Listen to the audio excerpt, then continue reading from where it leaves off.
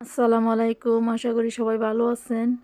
আজকে আমি শাক রান্না করছি। এই শাকটা এইভাবে রান্না করলে গরম ভাতের সাথে খেতে দুর্দান্ত লাগে। আলহামদুলিল্লাহ, শাকটা আমি কিভাবে রান্না করি দেখেন। এখানে আমি শাকটা বেছে নিচ্ছি। শাকগুলো আমি বেছে নিচ্ছি একদম কচি কচি, যে ছোট ছোট ডাঁটার শাক আছে এগুলা সবগুলা এরকম করে আমি বেছে নিয়েছি পরিষ্কার করে। এখন ধুয়ে কড়াইতে দিয়ে দিব। এখানে আমি কড়াইতে শাকগুলা দিয়ে দিয়েছি, আর দিয়ে দিব 4টার মতো কাঁচামরিচ আর 1টার মতো রসুন কোয়া করে নিয়েছি। এখন সামান্য লবণ দিয়ে আমি স্বাদ মতো লবণ দিয়ে শাকটাকে ভালো করে সিদ্ধ করে নেব।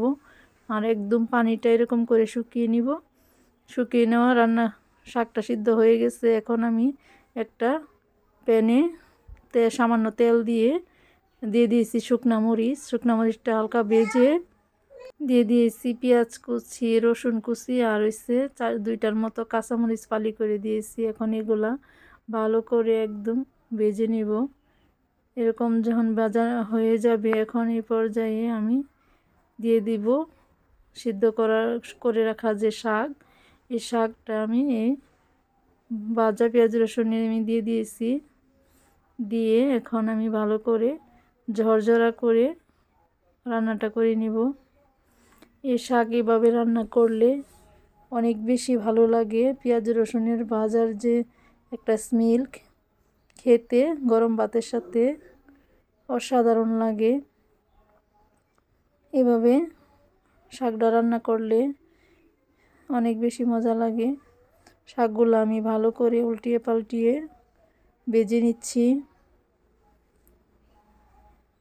একদম ভাজা ভাজা করতে হবে। আর এইভাবে শাক রান্না করলে অনেক বেশি টেস্টি হয়। শাক তো অনেকভাবে রান্না করে খাই, কিন্তু এভাবে করলে অন্যরকম একটা মজা লাগে। সব ধরনের শাক সবাই তো রান্না করে খেয়েছি, কিন্তু এভাবে শাক রান্না করে খেলে অনেক বেশি টেস্টি হয়। শাকগুলো আমি উল্টিয়ে পাল্টিয়ে ভেজে নিয়েছি। একদম প্রায় রান্নাটা হয়ে গেছে। এই যে এরকম হয়েছে। এটা গরম ভাতের সাথে খেতে দুর্দান্ত লাগবে। আলহামদুলিল্লাহ, অনেক সুন্দর হয়েছে, মাশাআল্লাহ। এরকম মরিচ টালার যে শুকনা মরিচ কামড়ে পড়বে, খেতে দুর্দান্ত লাগবে গরম ভাতের সাথে।